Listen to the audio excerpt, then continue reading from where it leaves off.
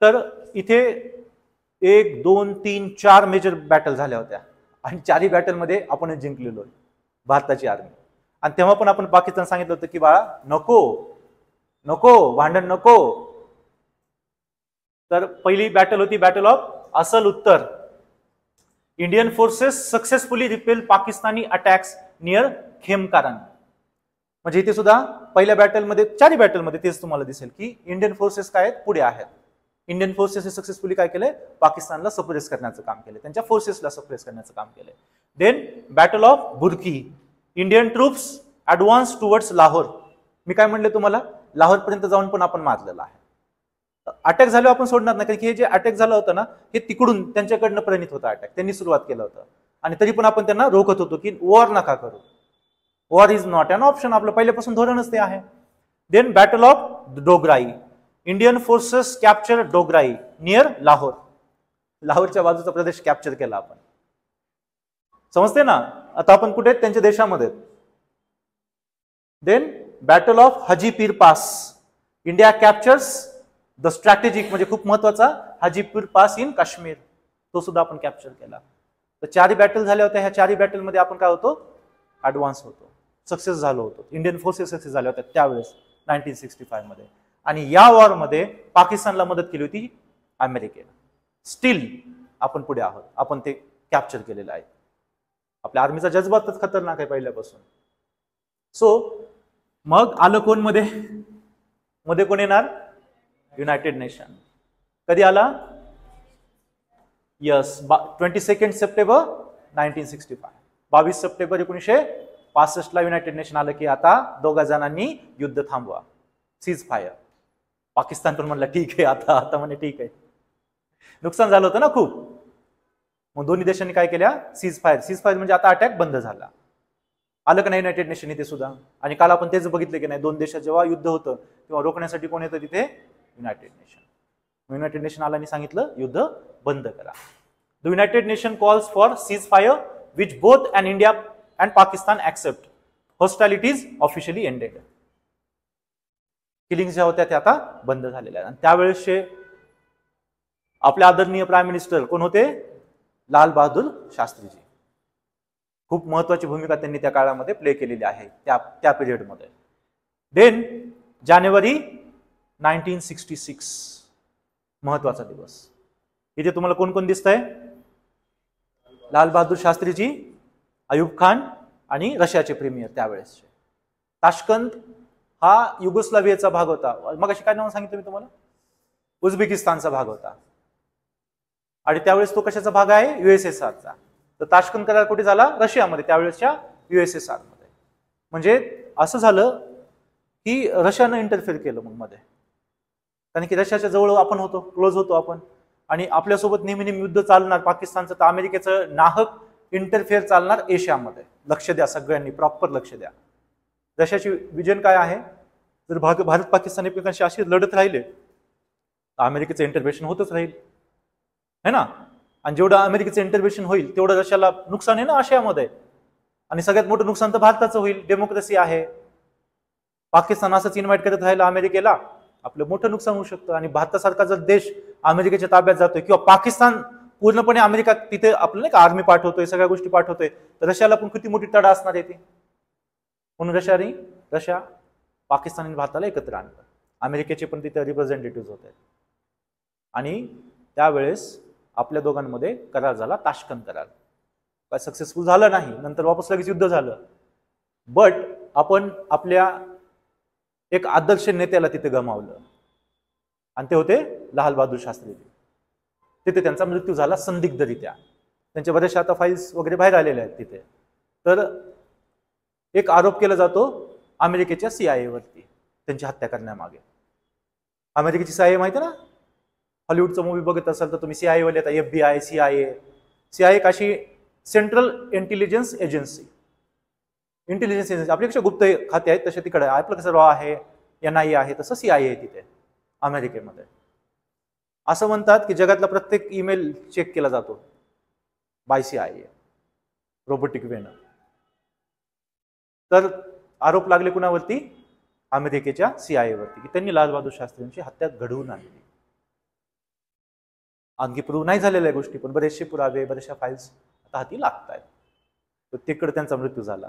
फॅमिलीशी बोलले फोनवरती आणि लगेच त्यांची डेथ झाली तिकडे. म्हणजे आपण एक मोठ्या नेत्याला तिथे गमावलं ताशकंद करायच्या वेळेस. आणि नुकसान इनडायरेक्टली कोणामुळे झालं? आपलं पाकिस्तानमुळे. खूप मोठी गोष्ट होती भारतासाठी, खूप मोठा झटका होता हा जो आपल्याला तिथे बसला ताशकंदमध्ये. बट स्टील ठीक आहे, आपलं ना जेव्हा युद्ध झालं तर दोन देशांमध्ये कोणता करार झाला? ताशकंद. अंडर इंटरनॅशनल प्रेशर, आंतरराष्ट्रीय दबाव आला, Indian prime minister Lal Bahadur Shastri and Pakistan president Ayub Khan sign the Tashkent agreement in Uzbekistan.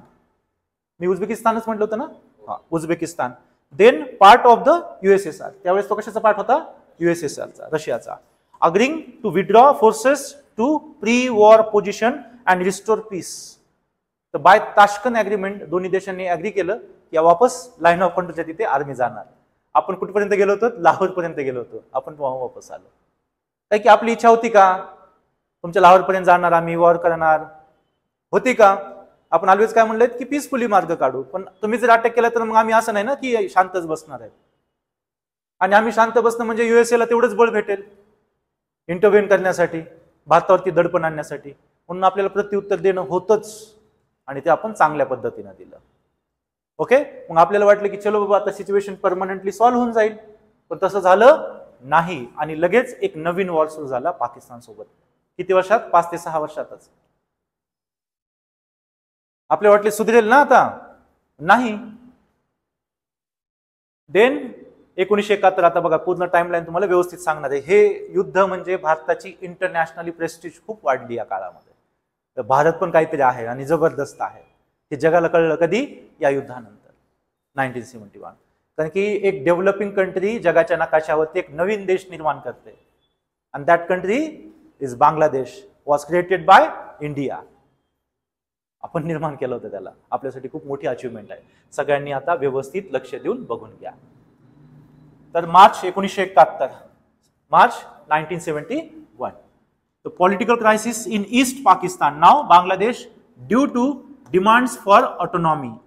Pakistan's military crackdown East Pakistan leads to widespread violence and refugee crisis. तर पहिलं वाक्य काय सांगतंय? ईस्ट पाकिस्तान म्हणजे कोणता? या साईडचा आताचा जो बांगलादेश आहे. तिथे काय होऊ लागले? उठाव होऊ लागले. त्यांचं म्हणणं काय होतं की आम्ही उर्दू भाषा बोलणार नाहीत. त्यांचं म्हणणं काय होतं? आम्ही उर्दू भाषा बोलणार नाहीत. आणि हा पाकिस्तान त्यांना काय म्हणत होतं? तुम्हाला उर्दू भाषा बोलावी लागेल. हे लोक म्हणत होते की लोकसंख्या आमची जास्त आहे, मग संसद तिकडं का? संसद इकडं आणा. ते म्हणत होते संसद इकडंच काय. मग जेव्हा इथे काय होऊ लागल्या? वेगवेगळ्या ऑर्गनायझेशन बनवू लागल्या, लोकांचे उठाव होऊ लागले. मुक्त वाहिनी नाव होतं, त्याला आपण नंतर सपोर्ट केलेला. तर त्यांना दडपण्यासाठी या पाकिस्तानने तिकडे आर्मी पाठवली आणि ती आर्मी खतरनाकरित्या किलिंग्स करू लागली सगळ्यांच्याच, जे जे विरोधात होतं, कुणी असू द्या ते. पहिल्या फेजमध्ये भारतामध्ये 73 लाख लोक आले. भारतामध्ये किती लोक आले? 73 लाख लोक भारतात आले. मग आणखी अटॅक तीव्र केला, आणखी 20-25 लाख लोक आले. 1 कोटी लोक भारतामध्ये आले बांगलादेशमधून. जस्ट इमॅजिन करा, एवढे लोक भारतामध्ये कंटिन्यू. भारतामध्ये त्यांचे शेल्टर त्यांना असे दिले होते. आपण आहे का भारत वाईट देश? दुसरे देश ऍक्सेप्ट करेल का एवढ्या मोठ्या संख्येत? विचार करा. एक तर त्यावेळेस आपली सिच्युएशन कशी असेल. 67, 68, 69 भारतात तीव्र दुष्काळ पडले होते. लाखो लोक दुष्काळातच गेले होते. स्टील लोंढेचे लोंढे आपल्याकडे येत आहेत. मग त्यांच्या शेल्टरची आपला बंदोबस्त केला होता. हे भारतामध्ये येत होते. आता तो आपला काय बनला? तो आपला मामला बनला. आता ना सिच्युएशन समजून घ्या. एकीकडे आहे पाकिस्तान, एकीकडे आहे भारत, आणि बाजूला आहे ईस्ट पाकिस्तान म्हणजे आताचा बांगलादेश. दोघांच्या मध्ये कोण आहे? भारत. आणि भारताला आता भारत समजा मी मध्यभागी उभा आहे, माझा हा भाग म्हणजे वेस्ट पाकिस्तान, हा भाग म्हणजे ईस्ट पाकिस्तान. आता मला ना या दोघांमध्ये ना कॉन्फ्लिक्ट नाही होऊ द्यायचं. दोघांचं युद्ध चालू आहे मला कळालं आणि मी घाबरलो म्हणण्यापेक्षा का अमेरिका आणि रशिया काय करतील आता चिंता वाटली ना एक प्रकारे. आणि त्याच्यामुळे मला आता भूमिका घ्यायची होती, पण मी भूमिका घेऊ शकत नाही जोपर्यंत तो माझा मुद्दा बनत नाही. आणि जेव्हा हे लाखो लोक भारतामध्ये आले तेव्हा आपल्याला एक पॉइंट भेटला, तो बनला आपला मुद्दा. तो काय बनला मग आता आपण आता इंटरफेअर करू शकत होतो. आणि आपल्याला भीती कशाची होती? अमेरिका आणि रशिया ते दोन इकडे येऊ नयेत. कारण की रशियासोबत आपले खूप चांगले संबंध. रशिया म्हणला की आम्ही तुमच्या सोबत आहोत, आणि ह्याच 71च्या आधीच रशियासोबत आपला आजीवन करार झाला होता. बिंदास आम्ही तुमच्या सोबत आहेत. पण आपल्या रशियाची साथ पाहिजे होती डेव्हलपमेंटसाठी, युद्धामध्ये नाही पाहिजे. कारण की रशियाची जर आपण साथ घेतोय आणि पाकिस्तान अमेरिकेची साथ घेतोय तर युद्ध खूप मोठं होईल, आणि आपल्याला ते टाळायचं होतं, आपल्याला ते होऊ द्यायचं नव्हतं. तर विचार करा किती प्रेशर असेल आपल्यावरती. 1 कोटी लोक मायग्रेट करतायत, 1 करोड लोक मायग्रेट करतायत, म्हणजे ती तीव्रता कशी असेल युद्धाची. पाकिस्तान कसा जुलूम करत असेल तिकडे. आपला तो मुद्दा बनला आणि आपण तिथं आता एंटर करायला तयार आहेत. एंटर करण्याच्या आधी सुद्धा पाकिस्तान आर्मीला आपण ऑफर केलं की तुम्ही काय करा, बंद करा, जे तुम्ही करतायत ना आता बांगलादेशमध्ये ते बंद करा, सिच्युएशन आम्ही सांभाळू. पण तरी पाकिस्तान ऐकलं का? नाही. आता बघा मग पुढे काय होतं. तर मार्च मध्ये काय झालं? क्रायसिस सुरू झाला, उठाव सुरू झाले, पाकिस्तान आर्मी तिथे पाठवली. एप्रिलमध्ये millions of refugees flee to India from East Pakistan. India starts providing support to the Mukti Bahini. म्हणलं तुम्हाला मुक्ती वाहिनी मगाशी. ही कोण होती? Bengali gorilla fighters. Gorilla warfare माहिती आहे ना तुम्हाला? Gorilla warfare. आपण शिवाजी महाराजांच्या भूमीमध्ये आहोत. गोरिला वॉरफेअर म्हणजे सरळ सरळ बॅटल न करता, आपण म्हणतो ना घेरून हे करणं, अटॅक करणं. गोरिला वॉरफेअर खूप जुनी टॅक्टिक आहे ही. सर्च करा नंतर लेक्चर झाल्यावर. तर त्या गुरिल्ला फोर्सेस होत्या, त्यांना आपण हेल्प करायला सुरुवात केली. देन मे मध्ये November 1971 tensions escalate between India and Pakistan. म्हणजे नोव्हेंबर पर्यंत काय झालं? आता तो आपला मुद्दा बनला होता, दोन देशांमध्ये आता टेन्शन वाढू लागलं. India prepare it's military for potential conflict. आता युद्ध होऊ शकतंय आणि आपण आता आपली आर्मी तयार करायला घेतली. सुरू कधी झालं? मार्च मध्ये. नोव्हेंबर पर्यंत टेन्शन खूप वाढलं, आणि टेन्शन वाढल्यानंतर आता आपल्याला काय करायचं होतं? आज ना उद्या इंटरफेअर करायचं होतं, तिकडे जायचं होतं. म्हणून आपण आपली आर्मी तयार करायला सुरुवात केली नोव्हेंबर.